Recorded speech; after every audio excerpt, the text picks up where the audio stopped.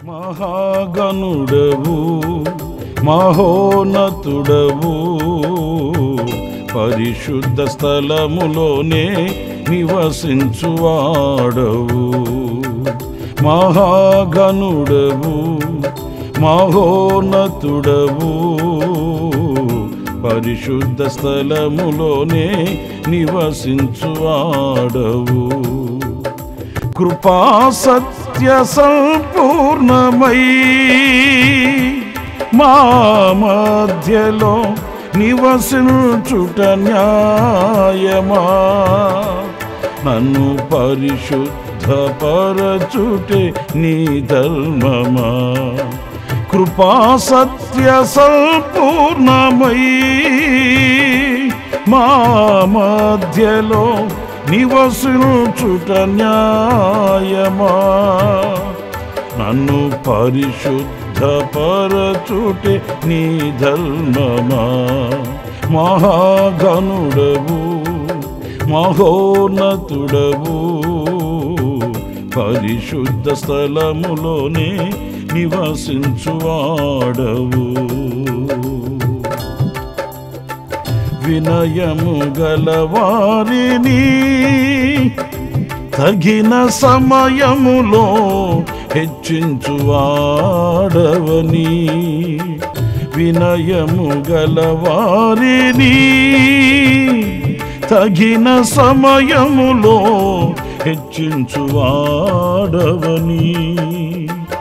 నీవు వాడు పాత్రనై నేనుండుటకు నిలిచి ఉందును పవిత్రతలో. నీవు వాడు పాత్రనై నేనుండుటకు నిలిచి ఉందును పవిత్రతలో. హల్లెలూయా యేసయ్యా నీకే స్తోత్రమయా, హల్లెలూయా యేసయ్యా నీకే స్తోత్రమయా. మహాగణుడవు మహోన్నతుడవు పరిశుద్ధ స్థలములోనే నివసించువాడవు. మహాగణుడవు మహోన్నతుడవు పరిశుద్ధ స్థలములోనే నివసించువాడవు. కృపా సత్య సంపూర్ణమై మా మధ్యలో నివసించుట న్యాయమా, నన్ను పరిశుద్ధపరచుటే నీ ధర్మమా. కృపా సత్య సంపూర్ణమై మా మధ్యలో నివసించుట న్యాయమా, నన్ను పరిశుద్ధపరచుటే నీ ధర్మమా. మహాగణుడవు మహోన్నతుడవు పరిశుద్ధ స్థలములోనే నివసించువాడవు. మహాగణుడవు మహోన్నతుడవు పరిశుద్ధ స్థలములోనే నివసించువాడవు.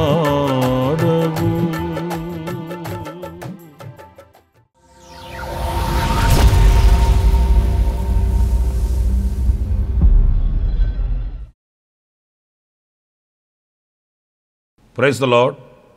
ప్రభువైన యేసుక్రీస్తు నామములో మీ అందరికీ మా హోసన్న మినిస్ట్రీస్ తరపున హృదయపూర్వకమైన వందనాలు తెలియపరుస్తున్నాను. ప్రభు మిమ్మల్ని ఆశీర్వదించి దీవించునుగాక. ప్రభు అనుగ్రహించిన ఈ శ్రేష్టమైన కృప కొరకై ప్రభును స్తుతిస్తూ ఉన్నాను. ప్రతిదినం వాక్య దర్శనం చేత ఈ రీతిగా ఆయన సముఖంలో మనం కలుసుకోవడం గొప్ప భాగ్యంగా నేను భావిస్తూ ఉన్నాను. సజీవులు సజీవులే కదా నిన్ను స్తుతించున్నది అని వాక్యంలో మనం చదువుతున్నాము. ఆ రీతిగానే సజీవులమై ఉన్నాం కనుక సజీవమైన దేవుని వాక్యాన్ని ప్రతిదినం ఎలాగున ధ్యానించుకునే చక్కటి సదవకాశాన్ని ప్రభు మనకు అనుగ్రహించాడు.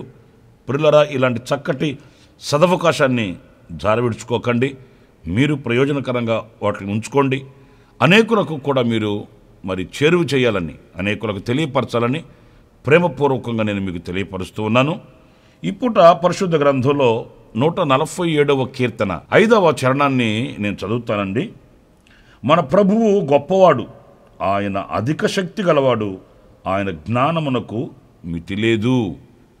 ప్రియులారా, చూడండి, మనం ఆరాధించే మన ప్రభు ఎవరు అనేది ఈ వాక్యంలో మనం సుస్పష్టంగా గమనించవచ్చు. ఏంటంటే మన ప్రభువు గొప్పవాడట. ఎంత అనేది ఎక్కడ కూడా వ్రాయబడలేదండి.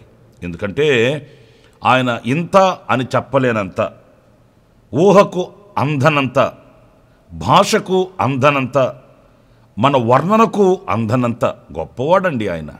పరిశుద్ధ గ్రంథంలో చాలా వాక్యాలు మనం చదువుతాం. సొలొమోను కంటే గొప్పవాడని, యాకోబు కంటే గొప్పవాడని, ఆలయము కంటే గొప్పవాడని పరిశుద్ధ గ్రంథంలో మనం చదువుతాము.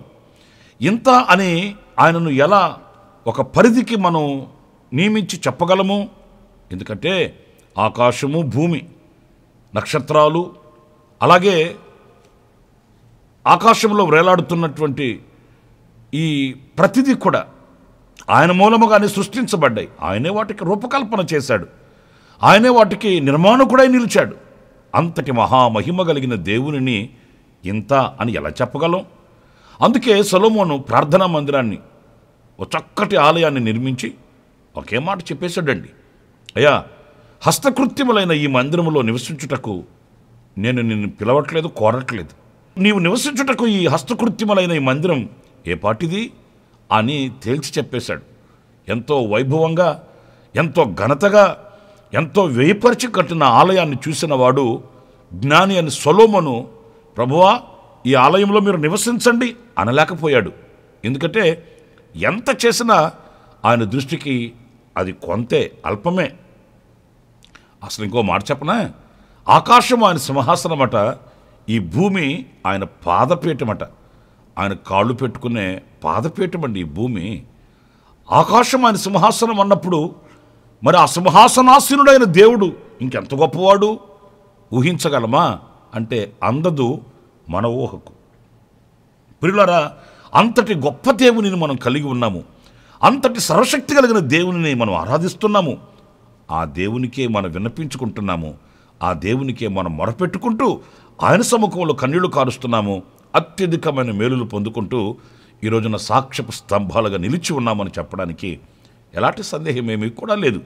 కానీ పరిశుద్ధ గ్రంథంలో మనం చదివితే మన దేవుని యొక్క గొప్పతనాన్ని మనం మరి ధ్యానించుకోవాలి అని అనుకుంటే కీర్తనలు 99లో 3వ చరణంలో ఇలా వ్రాయబడి ఉందండి. భయంకరమైన నీ గొప్ప నామమును వారు స్తుతించుదురు. చూడండి, ఆయన నామము గొప్పదంటండి. మన దేవుడు గొప్పవాడు, అంత మాత్రమే కాదు, ఆయన పేరు కూడా గొప్పదంటండి.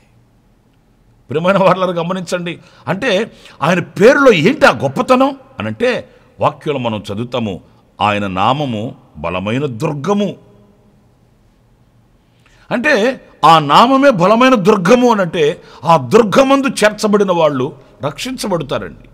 మరో మాట కూడా లేఖనాల్లో మనం చదువుతాం, ఈ నామమందే రక్షణ కలదు అనే మాట. ఒక వ్యక్తి రక్షించబడాలి అని అంటే యేసు నామం తప్ప మరొక నామం లేదండి. ఆయన పేరు తప్ప, రక్షకుడు అనే పేరులో మరి రక్షించగలిగిన దేవుడు ఒకే ఒక్కడండి. ఆ పేరు తప్ప, ఆ నామము తప్ప, ఆయన తప్ప వేరొక్కరు ఎవరు కూడా లేరండి. దేవదూత దిగువచ్చి ఆ రోజు పలికిన మాట యేసు అని పేరు పెట్టబడును అని.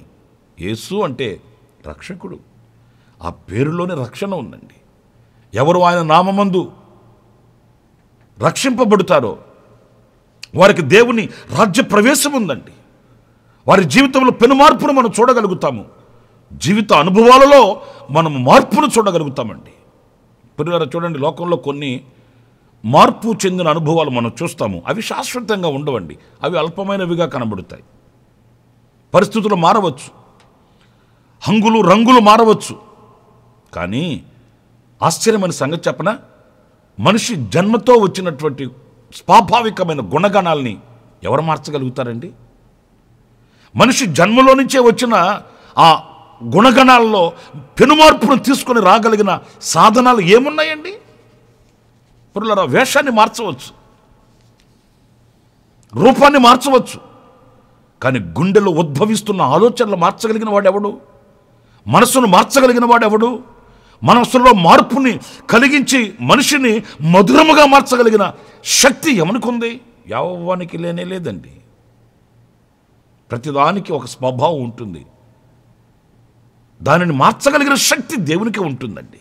ఆ ఆచారం కానివ్వండి, ఆ పద్ధతులు కానివ్వండి, ఆ స్వాభావికమైన గుణగణాలలో ఒక మార్పును తీసుకొని రాగలిగిన వాడు ఒకే ఒక్కడు. ఆయన తన నామమందు రక్షణ ప్రసాదించగలిగిన వాడు, ఆయన పేరే నజరేయుడైన యేసు. పురారా, బందిపోటు దొంగల్ని మార్చగలిగాడండి, నరహంతకుల్ని మార్చగలిగాడండి, రాక్షసత్వం కలిగిన వారిని మార్చగలిగాడండి, లోకంలో శపింపబడిన వాళ్ళగా త్రోసివేయబడిన వారిని మధురమైన వ్యక్తులుగా నిలబెట్టి సమసమాజంలో విలువను ప్రకటించగలిగిన శక్తిగల దేవుడు నజరేయుడైన యేసు. ఈ రోజున కోకొలలుగా మనం చూడగలుగుతామండి. రాక్షసత్వం కలిగిన వాళ్ళు మనుషులుగా మార్చబడ్డారండి. మూర్ఖత్వంతో పెనవేసుకొని రక్తాన్ని కళ్ళతో చూసే రాక్షస స్వభావం కలిగిన వాళ్ళు ప్రేమ అనురాగాలతో ఈ రోజున పరిశుద్ధ గ్రంథం పట్టుకొని తిరుగుతున్న వాళ్ళని లక్షలు కాదు, కోట్ల కొలదిగా మనం చూడగలుగుతాము. వారిని మార్చింది లోకం కాదు, లోకస్తులు కాదు, సాక్షాత్తు నరునికి రూపాన్ని పోసిన దేవుడు. ఆయన రక్షించాడు. ఆయన నామం రక్షణ నామం. అది నశించిపోతున్న వారికి ఒక దుర్గం, బలమైన దుర్గం. అంతటి బలమైన నామం యేసునామం. అందుకే ఆయన గొప్ప నామము, ఆయన గొప్ప దేవుడండి. ఇంకొక మాట కూడా నేను మీకు 111వ కీర్తన 2వ చరణంలో మనం చదివితే అక్కడ ఏం రాస్తుందంటే, యెహోవా క్రియలు గొప్పవి. ప్రియులారా, చూడండి, ఇక్కడ దేవుని క్రియలు గొప్పవంట. ఎందుకు మన దేవుడు గొప్పవాడు అని అంటే, ఆయన నామం గొప్పది, ఆయన క్రియలు గొప్పవి. నిజమే, ఆయన క్రియలు మన మతికి మించినవండి, ఆయన క్రియలు మన ఊహకు అందనవండి. ఆయన క్రియలు చేయగా నిలవగలిగిన వాడు ఎవడండి? చరిత్రలో మనకి ఎన్ని ఉన్నాయండి బాబోయ్, ఎన్ని ఉన్నాయండి. ఆయన తలపెట్టిన కార్యాలు మనిషికి ఊహకు మించినవిగా లేఖనాల్లో మనం ధ్యానించాలనే కానీ, తలపోసుకోవాలనే కానీ, చదవాలనే కానీ, ఆనాడు ఈనాటికి అలాంటి ఆశ్చర్యమైన క్రియలు ఆయన చేస్తూనే ఉన్నాడు. ఆ కార్యాలు మన కళ్ళతో మనం చూస్తూనే ఉన్నామండి. అవునండి నా ప్రియమైన సహోదరులారా, సముద్రాన్ని చీల్చాడే, నదులు ఎండగట్టాడే. అరణ్యంలో ఆహారం ఏంటండి? ఆకాశంలో నుంచి ఆహారం ఏంటండి? ఆహారము అనేది భూమి పంట కదండి, భూమిలో నుంచి పండాలి ఏదైనా కూడాను. ఆకాశంలో నుంచి వచ్చే ఆహారం ఎలా ఉంటుందండి? ఆకాశంలో ఏమైనా పొలాలు ఉన్నాయా, స్థలాలు ఉన్నాయా, ఫ్లాట్లు ఉన్నాయా? ఆయన క్రియలు గొప్పవండి, ఆయన కార్యాలు గొప్పవండి. ఇంకా నేను ఒక మాట చెప్పనా, ఈ విశాలమైన విశ్వంలో, ఈ శూన్యములో ఏ ఆధారం లేకయే ఈ భూమిని అలా నిలబెట్టి ఉన్నాడండి. ఆయన క్రియలను ఎలా వివరించగలమండి? నేను ఒక మాట చెప్తాను, ఇంకొక మాట కూడా. మరి ఇంత పెద్ద భూమిని ఆధారాలు లేకయే అలా నిలబెట్టిన దేవుడు ఈ భూమిలో నివసించుచున్న నిన్ను నన్ను ఆయన ఆధారాలు లేకయే పోషిస్తాడండి. ఆధారాలు లేకయే ఆయన మనం రక్షిస్తాడండి. మనం పోషించబడడానికి, రక్షించబడడానికి, గణపరచబడడానికి, ఉన్నత స్థితిలోనికి రావడానికి ఆధారాలు ఏం అవసరం లేదు. నాకు ఏమి ఆధారం ఉంటే నేను గొప్పవాడిని అవుతాను, నా కులం ఇది, నా గోత్రం ఇది, నా వంశం ఇది, నా చదివిది, ఇలాంటి ఆధారాలు చూసుకుంటాం మనం. కానీ ఆయన ఒక వ్యక్తిని పోషించాలి, నడిపించాలి, రక్షించాలి అనుకుంటే ఆధారాలు అవసరం లేదండి. ఈ భూమిని ఏ ఆధారం చేత నిలబెట్టున్నాడు ఆయన? భూమి కంటే ఎన్నో రెట్లు పరిమాణంలో గొప్పదైన సూర్యుని ఏ ఆధారంతో నిలబెట్టున్నాడు ఆయన? ప్రతిదానికి లోకంలో ఆధారం కావాలి. మనం ఏ పనికి వెళ్ళినా మనకు ఆధారం అడుగుతారు. నువ్వేం చదివేవో అని అడుగుతారు, నీ కులం ఏంటి అని అడుగుతారు, నీ సామర్థ్యం ఏంటి అని అడుగుతారు. కానీ ఏమీ అడగకయే నిన్ను నింగికెత్తగలిగిన శక్తిగల దేవుడు ఒకే ఒక్కడు, ఆయన పేరే నజరేయుడైన యేసు. నా ప్రియమైన దేవుని బిడ్డలారా, ఆయన క్రియలు గొప్ప అంటండి. ఆనాడే కాదు, ఈనాడు కూడా నీ జీవితంలో చేస్తాడు ఆయన. మన బ్రతుకుల్లో చేసి నిరూపిస్తాడు ఆయన. ఆయన సజీవుడు, ఆదియు అంతమై ఉన్న దేవుడు, అల్ఫా ఒమేగా ఆయన. ఆయన క్రియలు కొన్ని ఇన్ని అని నేను చెప్పలేనండి, మనం చెప్పలేమండి. ఇదిగో ఈ పరిశుద్ధ గ్రంథం అనే ఈ ధననిధి, ఈ పరిశుద్ధ గ్రంథము అనే వాక్యపు నిధి, ఇది నిధి. నిధి త్రవ్వుచూ ఉన్న కొలది పెరిగే ఒక నిధి.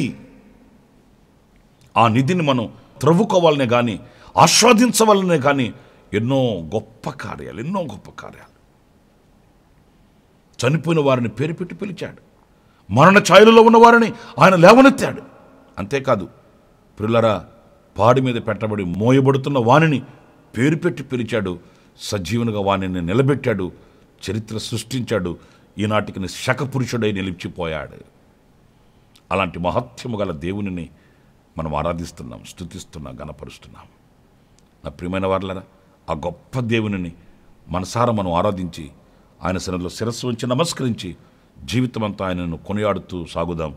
అలాంటి కృప దేవుడు మనందరికీ అనుగ్రహించునుగాక. తలలు వంచండి, ప్రార్థన చేసుకుందాం. మహామహిమ కలిగిన తండ్రి, నీకు వందనాలు. నీవు గొప్ప దేవుడవు, మహోన్నతుడవు, మహోపకారివి. నీది గొప్ప నామము, మీ క్రియలు గొప్పవి నాయన. అందుకు నీకు స్తోత్రాలు చెల్లిస్తున్నాను ప్రభు. ఇదిగో ఈవేళ మీ గొప్ప కార్యములను తలంచుకొని, మీ గొప్ప నామమును ధ్యానించుకొని ప్రభువా, మేము నిన్ను స్తుతించేటట్లు మీ వాక్యపు వెలుగులో మమ్మల్ని నిలబెట్టావు. అందుకు నీకు స్తోత్రాలు ప్రభు. మా జీవితకాలం అంతా నిన్ను స్తుతిస్తూ, ఆరాధిస్తూ, మహిమపరుస్తూ నీకు సాక్షిగా మేము బ్రతుకుటకు సహాయం చేయమని మమ్మల్ని మీకు అప్పగించుకుంటూ, ఈరోజు ఎవరైతే జన్మదిన శుభవేడుకలు జరుపుకుంటున్నారో ప్రభువా, ఎవరైతే వివాహ దినాలు గడుపుకుంటున్నారో, ఎవరైతే కన్యలలో ఉన్నారో, వేదనలో ఉన్నారో, నీ సముఖంలో మొరపెట్టుకుంటున్నారో వారినందరినీ మీరు దృష్టించండి, ఆశీర్వదించండి. మీరు మాకు అనుగ్రహించిన భాగ్యం కొరకే స్తుతి చెల్లిస్తూ యేసు నామములో ప్రార్థించి వేడుకొనుచున్నాను తండ్రి. ఆమేన్, ఆమేన్. ప్రభు మిమ్మల్ని దీవించి ఆశీర్వదించునుగాక. ఈ దినమంతా విశేషమైన కృప నా దేవుడు మీకు సమృద్ధిగా అనుగ్రహించునుగాక. ఆమేన్. ప్రతి దినము ఈ అనుదిన కృపాది సందేశాల కొరకు, ఇంకా మరిన్ని ఆత్మ సంబంధమైన సందేశాల కొరకు ఈ మా యూట్యూబ్ ఛానల్ ని సబ్స్క్రైబ్ చేసుకోండి. పాస్టర్ రమేష్